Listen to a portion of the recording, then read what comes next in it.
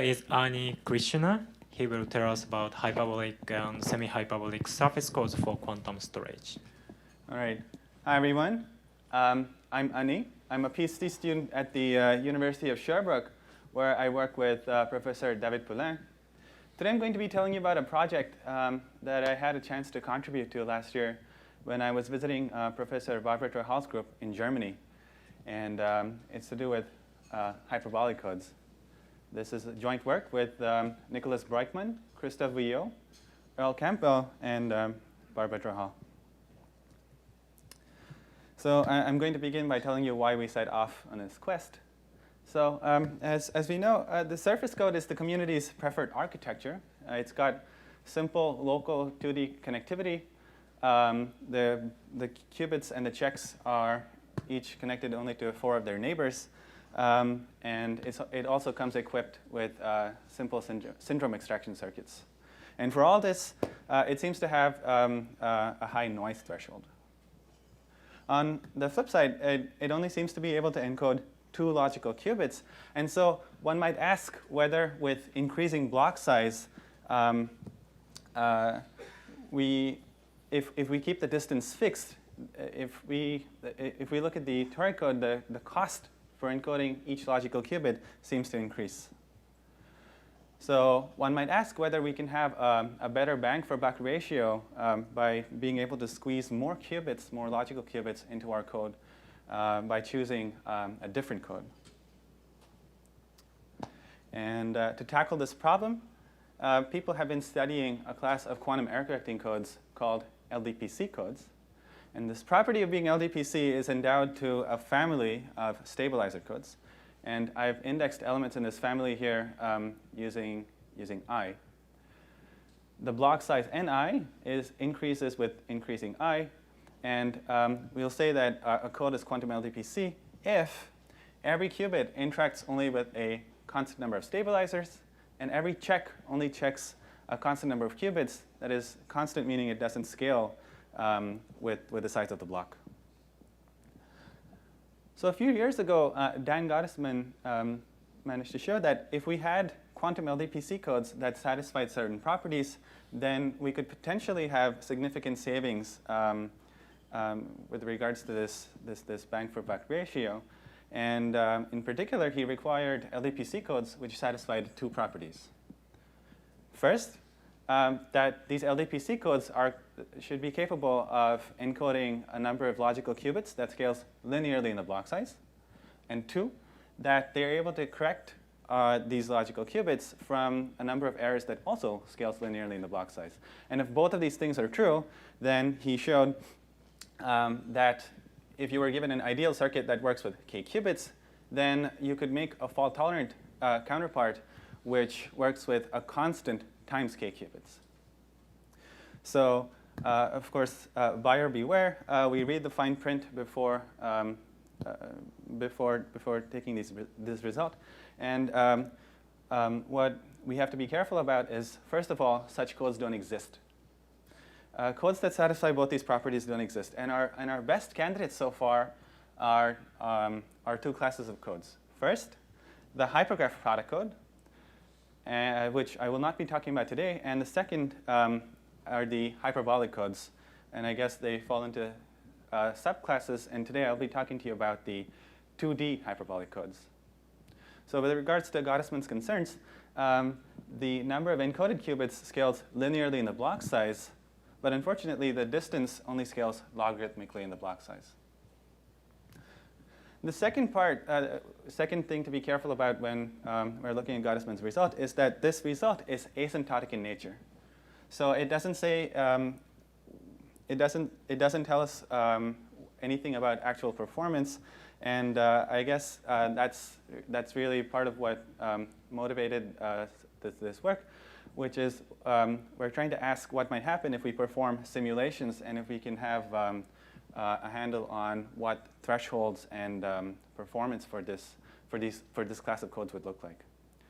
When Nicholas and Barbara started working on this project, they didn't have an efficient decoder for the hypergraph product codes. whereas we'll see that we can use minimum weight matching for the 2D hyperbolic codes, and that's what got this work going. So studying the performance of these codes is going to be, in part, what I'm going to be talking to you about today. So so to begin with, I'm going to give you some background on how we produce these codes. So something that most of you are probably familiar with, but I'm just going to quickly run through it anyway. So the toric code and its cousins can be obtained by tiling a flat surface, by tiling a Euclidean space. And we can obtain it by gluing squares together such that 4 of them meet at a point. So that way we tile the infinite surface, and then what we can choose to do is truncate this infinite surface by saying we're going to walk L steps in one direction, truncate the code, we turn 90 degrees, again, walk L steps, the same thing ought to hold. We cut the code off, and then we choose to glue the ends together. Our favorite version, of course, involves gluing squares together, but the other ways you can obtain tilings of a flat surface are by gluing hexagons together, or by considering its dual code where we glue equilateral triangles together. We produce a code by placing qubits on the edges, associating x stabilizers with the faces, where x acts on each of the edges incident on that face. And likewise, we associate z stabilizers with the vertices, where the stabilizer acts with a z on each of the edges incident on that vertex. Okay. Unfortunately, these are the only 3 codes that we can get from a regular tiling of a Euclidean space. And there's this wonderful result by Bravi, Pula, and Terhal, which shows that morally the surface code captures what is going on with respect to this bang for buck ratio. It captures what is going on with codes that we can obtain from the tiling of a Euclidean surface. And so one might ask whether we can obtain codes from tiling different surfaces, and at least this isn't possible with tiling a Euclidean surface. And the reason is as follows. If we consider, say, gluing 4 squares together, the sum of the internal angles adds to 360 degrees. And so this tiling can be extended in all directions. However, if we were to try and glue pentagons together, we get this awkward spacing where a pentagon doesn't fit. And then if we try to glue one more, then they start to overlap. And really, the idea of moving to a hyperbolic surface is to give yourself more room so that you can fit more tiles together. Okay, so we're going to start with an infinite hyperbolic space with a constant curvature, which is often visualized using a Poincaré disk, a disk of radius 1. And in such a projection, straight lines are mapped to arcs of circles, which are perpendicular to the perimeter of this circle. It turns out that we can indeed tile this surface by gluing regular polygons together, and we can generate different classes of codes. We label these codes using 2 numbers, 2 labels, where we call it an RS tiling if we choose to glue S argons together. We choose to glue argons together such that S of them meet at a point. So this one would be a 5-4 code where we've chosen to glue pentagons together such that 4 of them meet at each point. As we did before, we can choose to truncate this infinite surface by choosing a symmetry, by choosing to walk along one direction, truncating it, and demanding that the same thing hold after we rotate it by a certain angle. Of course, this is all very hand-wavy. If you'd like a formal treatment, you can look at this paper by Nicholas and Barbara from 2015.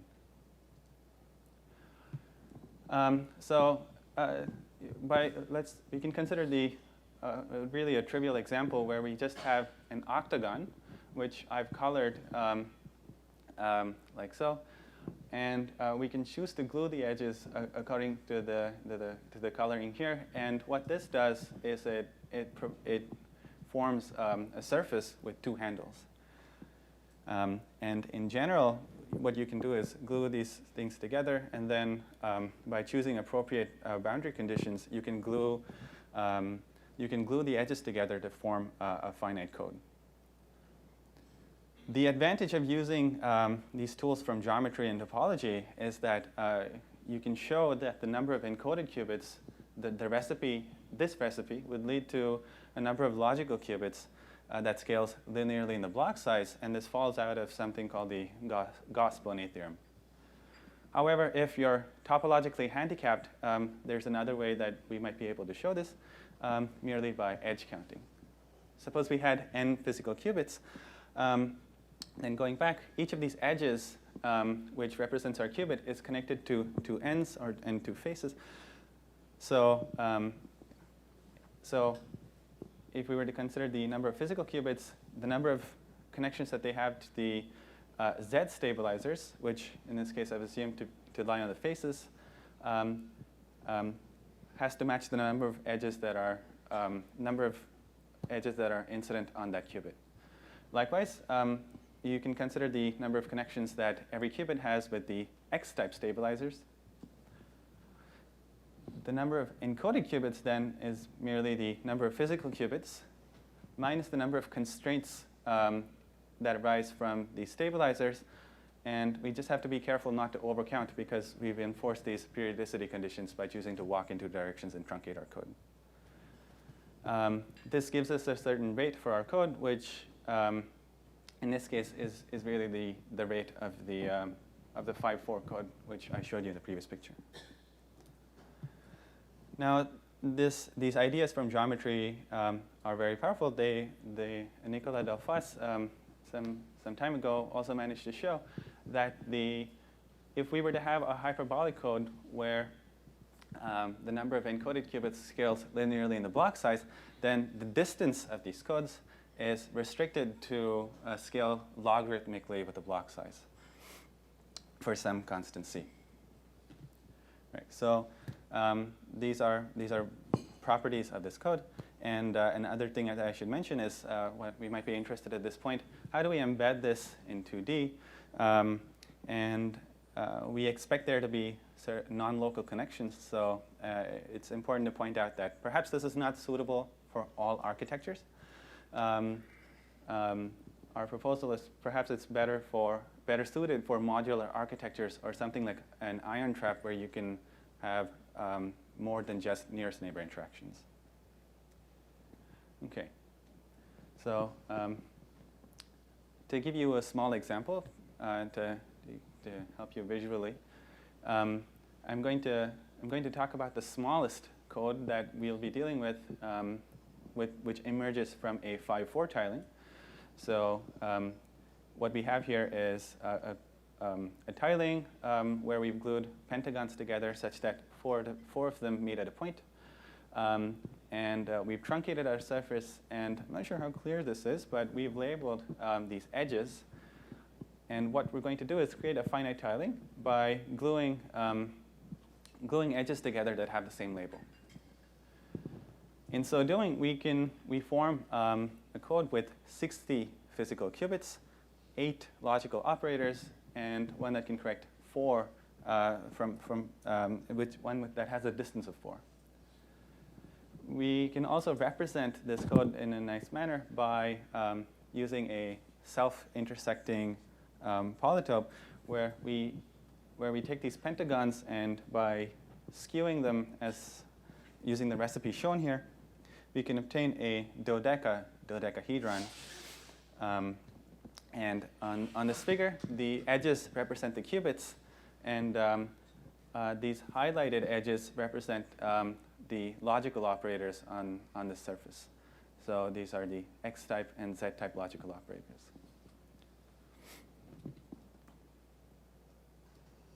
Okay. So with that out of the way, let me tell you about some previous work by Nicholas and Barbara. So when they first started exploring this, they worked with an error model where of independent X and Z errors, where every qubit is afflicted with either an X or a Z error independently with some probability P. And the decoder that they chose to use is minimum weight matching. And what they observed was that for this class of 5-4 codes, the threshold appears to be somewhere about 2.5%. And you could compare this with surface code, which for a similar model has a threshold of about 10.5%. So not great. But using this work as our basis, we've built upon it, and I'm going to tell you about some results of numerical simulations that we've obtained using this as our starting point. Okay, so as I said, in our work, we're dealing exclusively with a 5-4 code. And the reason for this is that it appears to have the best thresholds among the class of hyperbolic codes that we studied. And also, it's I guess the closest cousin of the toric code, where every X check, as before, is incident on 5 neighbors, whereas the Z checks are instead of 4 are now incident on 5 neighbors. So there's one more. It's close enough to the toric code. The error model that we're using here is, again, independent XZ errors, but instead we're supplementing it this time by asking what might happen if the syndrome extraction circuits were imperfect. We could assume that the syndromes are afflicted by independent bit flip errors, which happen at the same probability with which the qubits are hit by X and Z errors. To get around this problem of imperfect syndrome measurements, we perform repeated syndrome measurements. And on our graph, we're going to mark vertices that change between successive time slices. Don't let this diagram mislead you. We have the entire Poincare disk here just for simplicity of representation, but really what you should be thinking of is some sort of truncated representation. Right. So having marked vertices, as we do for the toric code, we proceed to perform minimum weight matching. Okay, so as a metric to analyze the performance of our code, one quantity that we're using is something called the logical error rate per round, which is an approximation. Okay, so we're assuming that the logical error rate, that the probability of succeeding after t rounds of syndrome measurement is the probability of succeeding at each round, and the probability in the previous round is the probability of succeeding in round I is independent of what happened in the round that came before it. And that's really what this formula captures. And the question that we're asking here is, what is the optimal number of rounds of syndrome measurement that we need to perform to be able to proceed with our simulations? And what we find is that there's this law of diminishing returns, and when the number of rounds of syndrome extraction equals the distance of our code, there doesn't seem to be much that you gain. So initially there's the big jump, and then afterwards these jumps get smaller and smaller. And when the number of rounds of syndrome measurement is equal to the distance of our code, there doesn't seem to be much improvement. So that's what we've used for the simulations that follow. T equals the distance.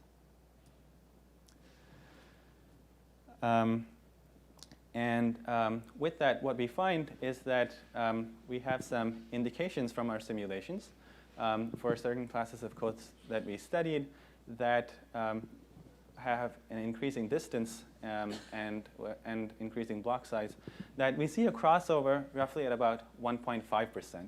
And so that's a drop from 2.5% or 1.3%. And that's a drop from 2.5% without syndrome noise. Okay. So the next part of our paper deals with a class of codes that we dub semi-hyperbolic codes. And really the question that we're asking here is whether we can have some sort of trade-off between the noise tolerance of our toric code on the one hand and the better overhead, the better bang for buck ratio that these hyperbolic codes seem to offer, and whether we can go between them. And the way we do that is by considering the, I guess in this case it's the dual of the 5/4 code that I showed you before. And within each face, we're embedding an L by L square lattice. Intuitively, I guess you can think of this as having a parameter that lets you tune the curvature of this code. And with increasing L, we decrease the curvature. Locally, the code looks kind of like the Tor code, where the Z and most Z and X checks are still incident on 4 qubits, except some of them are, some of the X checks are now incident on 5. Okay, so what does this let us do? As I said before, this lets you interpolate between 2 extremes with the hyperbolic and surface codes on either end. In this plot, what we've done is we've fixed the smallest code that I spoke about before, the 5/4 code, and we vary our parameter L with this fixed lattice. And what we find is that there's a crossover point. For this family of codes, there's a crossover point at a little over 10%. And we can choose to vary different parameters. In this, we've chosen to vary L that with increasing block size that grows proportionally to the distance of our code. And as you can see, these crossover points seem to be steadily moving back, and then ultimately you can find that as you just return to the case of the hyperbolic codes with decreasing L. Right. So with this new class of codes, one question that we're asking is, how do we compare the performance of a finite rate code, that is the hyperbolic codes, with one with 0 rate? And the way that we go about doing so is by fixing a target logical error rate and asking how much noise this code can tolerate. So we're saying for whatever application, suppose we are only willing to accept an error 1 in every 100,000 gates. What is the maximum physical noise that my code will be able to tolerate so long as this is true? And this is what this quantity P max is. It's the maximum physical noise such that your logical error rate is 1 in 100,000. And our physical noise appears to be somewhere between 1 in 10,000 to 1 in 1,000. So if your physical noise rate is somewhere in this neighborhood, then you're going to have the required target logical error rate.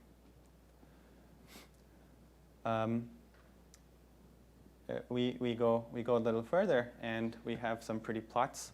But before I go there, what we're going to be doing then is studying how this logical failure rate varies in the limit of low P, in the limit of low physical noise, and where for the minimum weight matching decoder, we're asking for the kinds of errors that might trip it up. And these are errors of weight d over 2, where d is the distance of our code. And you can imagine T time slices where we perform syndrome extraction. But since these errors are low weight, we're assuming that they're all spread in the errors that trip up our decoder are spread in one layer of our code. So that gives us a prefactor T. ND is the number of logical operators for our chosen code. And these prefactors really are counting the number of errors that could lead to an error, or upper bounding the number of errors that could lead to a logical error. Right. So what this graph is supposed to show is that again we've chosen a fixed target logical error rate, and in this case the target logical error rate is 10 to the minus 8. Okay? So we're only willing to accept failures in every 10 to the 8 gates. And we've contrasted the performance of different classes of codes in this plot. So for the hyperbolic codes, we have 4 points. And these 4 points correspond to some of the codes that I one of the codes that I spoke about before, which is the 5-4 code that emerges, the smallest one, which is the one with 60 physical qubits. The next one has 160 physical qubits, 360, and 1800. And on this axis, we plotted how well it can pack qubits. On the other axis, we've asked, using this estimate that I talked about in the previous slide, what is the maximum amount of physical noise that your code can tolerate, given that I'm only willing to accept 1 in 10 to the 8 gates to fail? And what this plot is showing us, when we compare it to, say, the toric code or the semi-hyperbolic codes, is that these codes seem to perform, that the hyperbolic codes seem to perform orders of magnitude better when we're comparing this ability to pack more qubits. Asymptotically, we find that as expected, the rate of this code tapers off to 1/10, whereas the toric code slowly tapers off to 0. So for given physical noise error rate, our codes seem to perform orders of magnitude better with respect to this packing ratio. Okay. So that's as far as our numerics go. And for the next part, I'm going to be telling you one way we propose using these codes. So thus far, we don't know how to perform a universal set of gates on these hyperbolic codes. And we don't even know how to perform the full Clifford group. For the moment, as a first pass, we propose using the hyperbolic codes as a storage medium instead. And when you do need to perform computations, you transfer a certain number of these qubits from the hyperbolic code to the surface code, like a classical von Neumann architecture, and you can perform your computations on the surface code or a color code. So I'm going to be telling you how we can do this via techniques from lattice code surgery. And second, we're going to find that we require designated transfer points where we transfer the information from our hyperbolic code used as a storage medium to toric code. And we move qubits within storage using Dane twists. So I'll be telling you what all this means soon.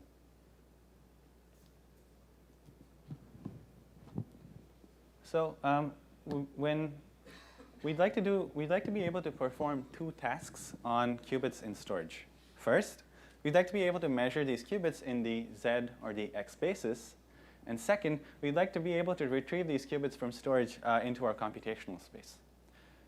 Both of these tasks can be performed by joint ZZ or XX measurements on our storage and our computational basis.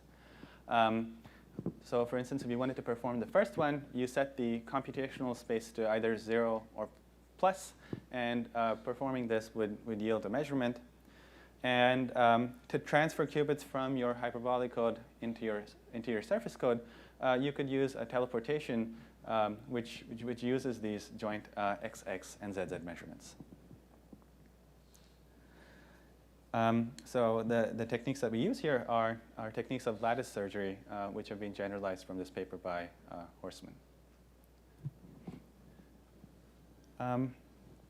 So these hyperbolic codes, these truncated hyperbolic codes, can be visualized by a multi-handle torus. And in this example, we've chosen a Z operator to be the loop going around the torus. And we're going to bring in a surface code from above and align it. And then we're going to perform successive ZZ measurements going around this loop.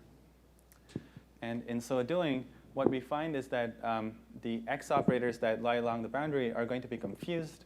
Qubits then lie on these joint edges.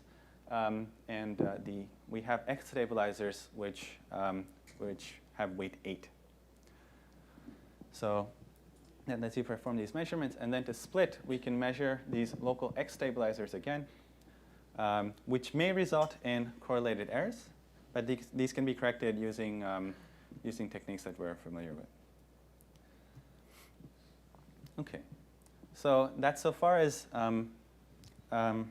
transferring qubits from our storage medium to our computational space. And the next key idea that's been introduced is this contrast versus instantaneous degree and cumulative degree. So what is this? When we're studying an LDPC code, we're mostly concerned with the number of checks or the number of other qubits that a given physical qubit has to talk to at a given point in time. And for an LDPC code, this is constant. Another parameter that we might be interested in is the cumulative degree, which is the number of qubits that a given physical qubit has to talk to over the course of some transformation. Right? We would like to make sure that this too is somehow bounded.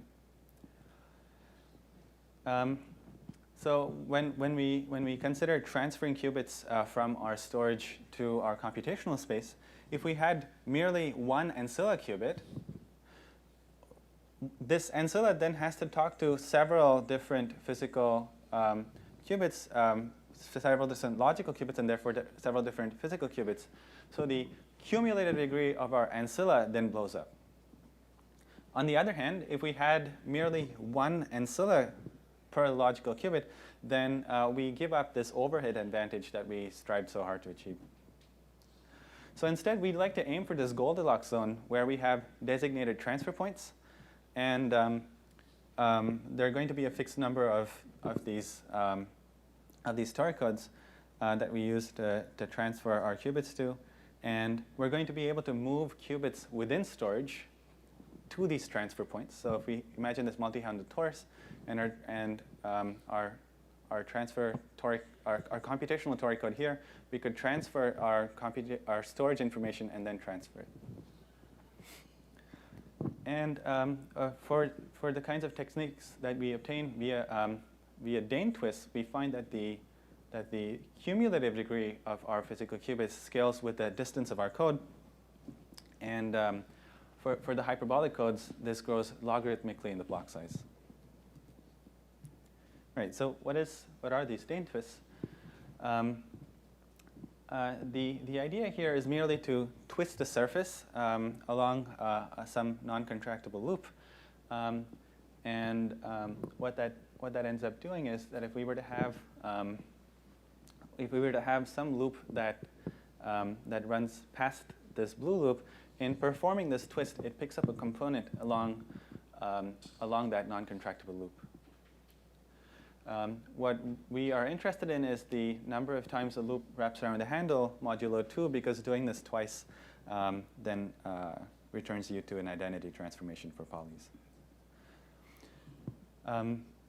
So for our multi-handled torus, we've chosen to these non-contractible loops around the handles as shown in this figure, and we're going to use these to perform transfers from, say, one handle to the next.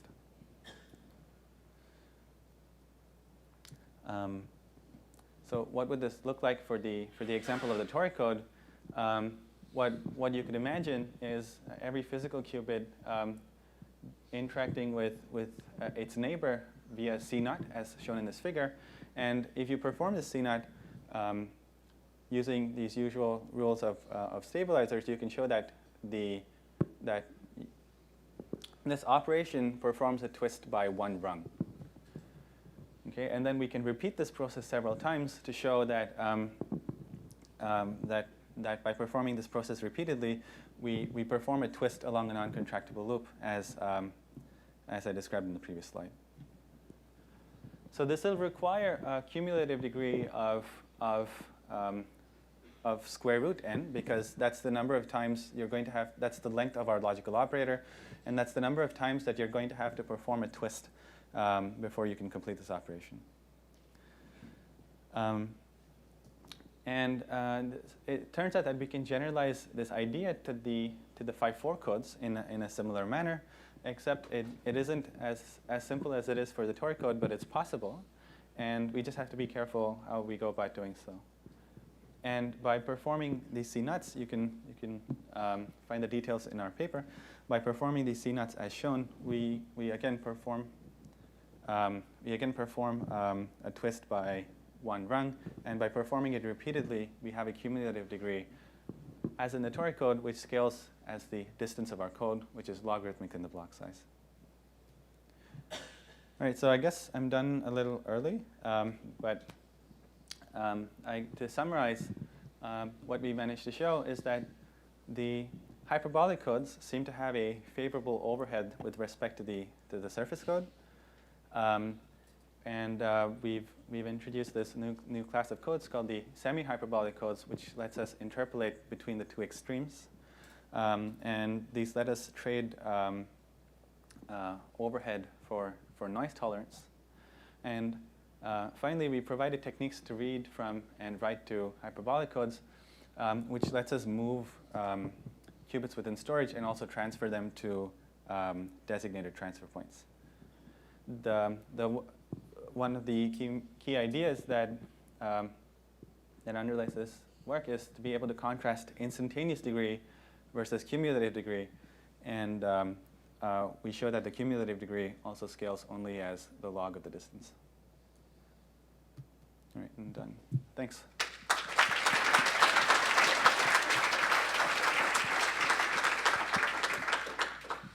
Any questions? Poof.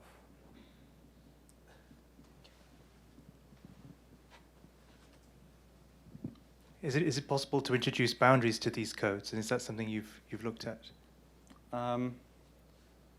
I don't think so.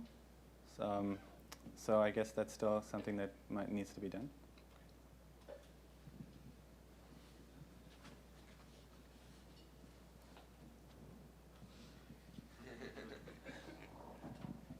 So it's really nice to see this overhead reduction. But I guess the idea is that you just make the block code big enough to satisfy the error you want. Like in terms of, like, it doesn't make sense, like because of the log and scaling, it doesn't make sense to just keep adding more qubits. It's better to have blocks of fixed size. Mm-hmm. And then can you say anything about how for a surface code and this hyperbolic code for a fixed D, does the error scaling look similar? For a fixed D. So if I fix D and I just change the input physical error, is the drop off in the logical error similar? Sure. So let's go back to this plot. So for instance, if we were to consider, I guess, just the smallest code, you've got, if this can encode 8 logical qubits, then you're going to need 4 copies of the Tori code, right? And so I guess you could ask, like along one axis or something, how do we compare, like given just more and more copies of the Tori code, how do we compare to however many logical qubits that we need encoded in the hyperbolic codes? Thanks.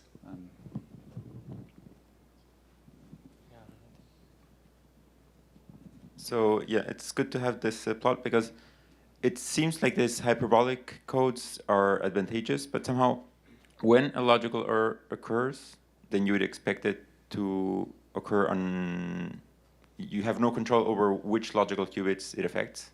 Whereas if you had a stack of Tori codes, a logical error would, you typically know, okay, it probably affected this logical qubit or that other logical qubit. So yeah, I guess there wasn't a question there, but the question is, okay, so this is fine if you're at the final level that you want to do of your quantum error correction, but if you want to concatenate and guarantee that at a sort of at a higher level of concatenation, then you have few logical errors, this is probably not the appropriate benchmark. Do you have any thoughts on what would be a good benchmark if you want to have few logical errors as well, and not just count whether you had a logical error or not? No, I'm not sure, but perhaps I've misunderstood, or perhaps I haven't fully understood your question, and we can talk about it offline. Any other question?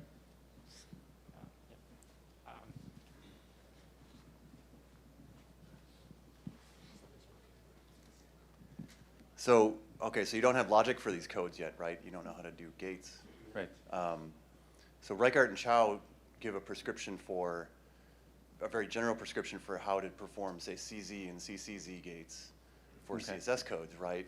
And those gates aren't transversal, so they're not fault tolerant automatically, but they use these flag qubits cleverly to make them fault tolerant for certain cases like distance 3. Mhm. Have you thought about how to, I mean, and Beverland and Chamberlain are showing how to extend that flag concept, at least for syndrome extraction, for higher distance, right? Right. Or arbitrary distance, I guess. Right, right. So have you thought about how to combine all of those protocols and techniques for these codes? Do you think that's possible? And We any haven't prospects for that? explored that front yet, but this is something in the works, and hopefully we can proceed in this direction to have some set of gates perhaps inspired by these protocols.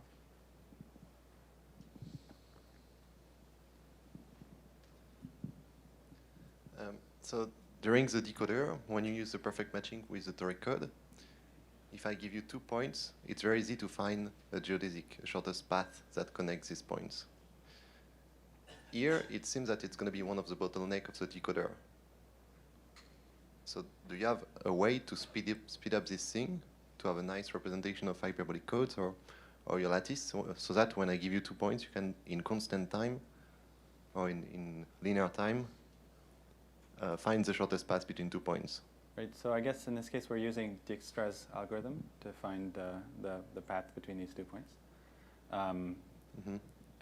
But it costs a lot. Yeah, so I'm not sure about time savings.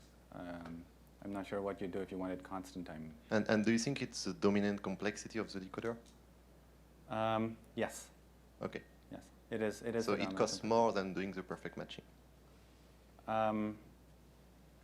If I remember right, I think so. Yeah. Okay, thank you. Maybe a final question?